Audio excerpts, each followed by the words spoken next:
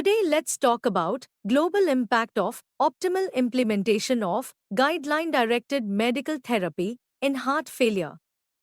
Guideline-directed medical therapy remains underutilized on a global level with significant disparities in access to treatment worldwide. The potential global benefits of quadruple therapy on patients with heart failure with reduced ejection fraction have not yet been estimated.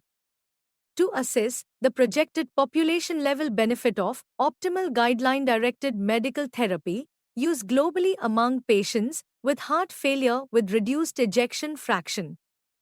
Design, setting, and participants estimates for heart failure with reduced ejection fraction prevalence, contraindications to guideline-directed medical therapy, treatment rates, and the number needed to treat for all-cause mortality at 12 months were derived from previously published sources. Potential lives saved from optimal implementation of quadruple therapy among patients with heart failure with reduced ejection fraction was calculated globally, and a sensitivity analysis was conducted to account for uncertainty in the existing data. The main outcomes and measures are all-cause mortality.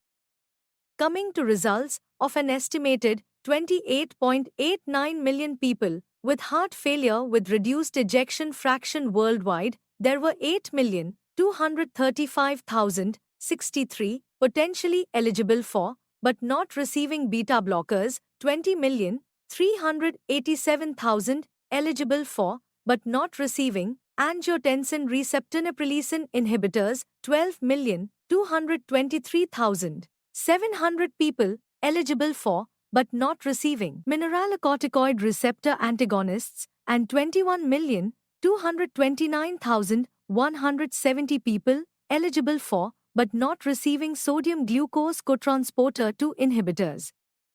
Optimal implementation of quadruple guideline-directed medical therapy could potentially prevent 1,188,277 deaths over 12 months. A large proportion of deaths averted were projected in Southeast Asia, Eastern Mediterranean, and Africa, and the Western Pacific regions. In conclusion and relevance, improvement in use of guideline-directed medical therapy could result in substantial mortality benefits on a global scale. Significant heterogeneity also exists across regions, which warrants additional study with interventions tailored to country-level differences for optimization of guideline-directed medical therapy worldwide.